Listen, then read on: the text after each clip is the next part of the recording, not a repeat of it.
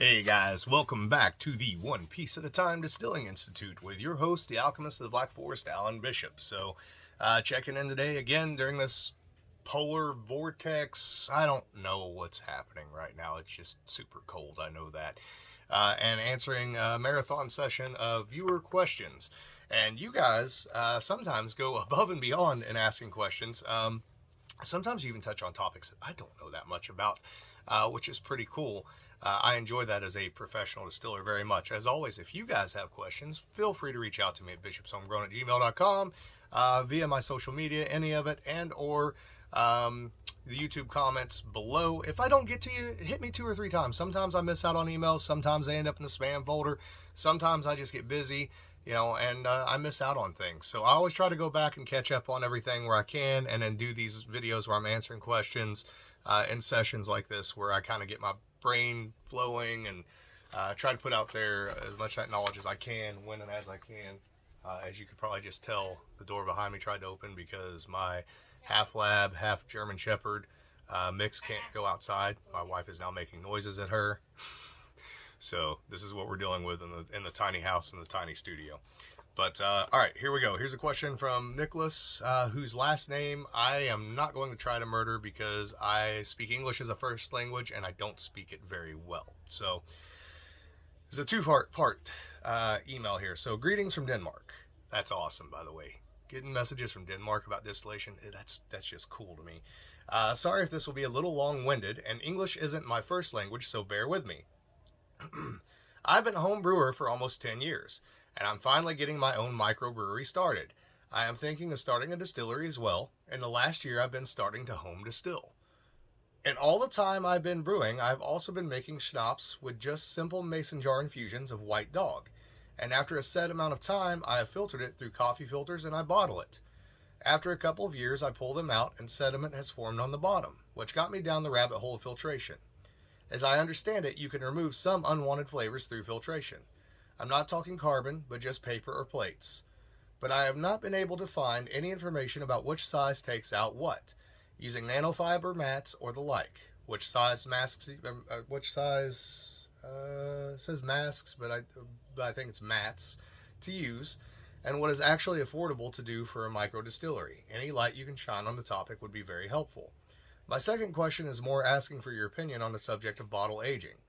All the whiskey experts keep telling me that once bottled, the whiskey doesn't mature. From my experience with schnapps, after I bottle it, the taste gets better with age. My 1-year-old stuff tastes drastically worse than my 5-year-old stuff, and it has just been setting in the bottle. Maybe that's because it's an infusion, but barrel aging is basically just a wood infusion if I really simplify things. I would love to hear your opinion on these 2 questions. The second part of the email reads, reading through the mail again, I realize that my question might need some clarification. Regarding filtration, I mean filtration done by paper or plates when the spirit is pulled from the barrel and vatted for bottling, like they do with wine. I researched this on Google in the wee hours of the night, and somewhere I read that you could adjust the flavor profile by removing particles like tannins from the spirit when filtering. I assume this is done with different size meshes for different chemicals. Regarding bottle aging, my belief is that a whiskey bottled in 1960 won't taste the same if you open it now as it did when you bottled it. Even though you stored it in a temperature/humidity controlled wine cellar with no light, my belief is that the spirit will continue to develop after bottling. This is a hell of a series of questions, and I'm going to be honest up front. Here's what I'm going to say. I am not a filtering guru, and I'm not a filtering guru because I tend to be one of those guys that thinks that, well, twofold, with double pot still distillation, which is my primary focus, the less filtering the better as far as I'm concerned. And with any of the advanced distillation and or macerations, again, I'm trying to hold on to as much flavor as what I possibly can. I very rarely go for anything neutral. I very rarely have a distillate that either has a distillation fault or a maturation fault that can't be addressed in ways other than filtration. So when it comes to asking about the size of filtration mats, that sort of thing, I'm going to be honest with you, I'm not a whole lot of help with that. Now, there are folks out there, other distillers in the professional industry that I know can help you with that. This kind of gets back into the chill filtration idea, the plate and frame filters and that whole thing. What I will tell you is, even for me with macerated spirits, where you are, doing like what you're doing with the, I'm presuming, fruit and jars and the liquor and all that stuff, the only goal that I have for that whatsoever, whether it be that or absinthe or anything of that nature, it's going to have some solids in the finished distillate before it gets bottled. is just to find the best way that you can possibly filter out as many of those solids as possible. But here's what I will say. In the legal market, at least in the United States, one thing that has changed in the past few years is that there used to be a real bias when you went to the liquor store. If you saw kind of, cloudy liquor, we talked about long chain fatty acids falling out of suspension in a previous video when the weather gets cold, or seeing a little bit of, debris fall out from a cordial or a liqueur or something of that nature. Nowadays, though, there's some real marketing behind that, where you can literally play into that marketing of that bottle and say, listen, there's going to be a little bit of stuff fall out because we use natural ingredients in this. We didn't use artificial flavors. It's just part of the flavor profile, right? And the more that filtration you do, even plate and frame filtering, we ran into this at Copper and King's Brandy Distillery. We had to plate and frame filter some white spirit one time, and it changed the flavor profile entirely, even without chill filtration, because you do start to pull out some of the flavors that you might want to keep. If your goal is to keep those flavors of the natural ingredients that you're using, I would suggest using the least possible amount of filtration that you can to get the best possible return off of the spirit with as little as possible of that debris and dirt in there. Now, if you're going to use coffee filters and things like that, they should be pretty effective at pulling things out. And you are probably still going to get some bottle dust as it settles, right? Especially if you're letting things set for, 5 years, where there's going to be some separation. What I would say is there's probably so little of that bottle dust from those ingredients still falling out after you filter with a coffee filter, always unbleached, obviously, or felt filter or something of that nature, that what I would do is when I got ready to bottle, I would probably just leave that little bit in the bottle behind, right? It's not going to be a whole lot of your yield. It's going to be a very, very small amount, small percentage of your yield. Leave it behind and either redistill it or use it in the next maceration or something of that nature, right? I wouldn't worry about trying to filter that for efficiency's sake for no more of a percentage of your yield than what it is. And again, anything that does fall out in the bottle on the store shelves, use that as a marketing opportunity to explain to people that, yes, you are going to have some of that. This is a natural thing. This is a part of liquor making that goes back hundreds of years. And it's our guarantee to you that we are using a natural process and natural products in order to make the best possible product that's representative of what the raw ingredients are that we are using.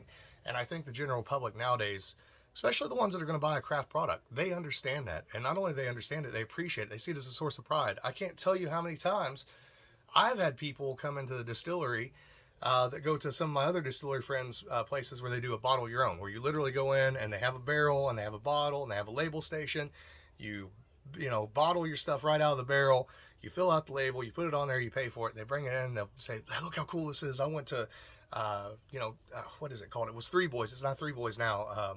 Whiskey Thief or whatever it is with my buddy Hunter Coffey. And they'll walk in, they'll go, look how cool this is. Look, it's still got char in it, right? They're proud of that. They think that's a cool thing. And I think it's a cool thing too. It seems authentic to me. Now, the other part of your question, I feel like I can answer a little bit more confidently than the filtration question, because again, I'm not a filtration guy. And guys, if you guys have suggestions on filtration, drop them in the comments below, or make a video and start a new channel. We can always use more channels, and there's certainly more knowledge than just mine out there for sure. Your question regarding aging in the bottle. Yes, this is a conversation that I have had many, many times with both other distillers, armchair quarterbacks, commentators, etc. I am a firm believer that spirits do age in the bottle, okay? They can also age in a stainless steel tank. I know this sounds weird, okay? We're not talking maturation. It's not like wood. There's not a constant interaction between, wood and alcohol and water and as much oxygen. But if that bottle, can get any air at all, or a tank can get any air at all, you're getting micro-oxidization, which is going to change the alcohol molecules to some greater degree or lesser degree. That may be a bigger or smaller part of aging in the bottle, in my opinion. What does happen in the bottle, I wouldn't really say is aging or maturation. But all those different components, right? All those different alcohols, water, aldehydes, esters, etc., they're all kind of settling in together, right? They're all coming together. And you can see this easily even in White Dog Spirit right off the still. If you taste a White Dog Spirit right off the still, it's going to have a certain flavor to it. If you come back to it 24 hours later, after it's sat there in a stainless tank closed up all night, it's going to be a night and day difference between what you tasted right off the still and what you taste that next day. This is something I've observed for a very, very long time. I agree with you that a whiskey that was made in 1960 and opened the day after it was bottled, and that same whiskey made in 1960 opened today, they're not going to taste the same, regardless, especially because they probably had a cork in the top of it, right? And more than likely that cork has allowed some air and some evaporation, so you get that micro-oxidization, A. B, you get the settling of all those different things in the bottle coming together. It's a marriage, really, right? And it's the same idea with a blending tank. You're marrying your ingredients, right? You're bringing them all together and making them part of something greater than their individual characteristics. So I hope that this has answered your questions. If it hasn't, please let me know. I know that one was a little bit rambling, but it's, again, because I honestly don't do a lot of filtration. Again, if you're going to filter, if you're going to use coffee filters and things of that nature, always use unbleached stuff. I'm a big proponent of coffee filters. They're a little bit slow. I'm a huge proponent of felt, right? Just unbleached felt, okay? That was an old time trick that a lot of the old distillers used to pull out all their solids.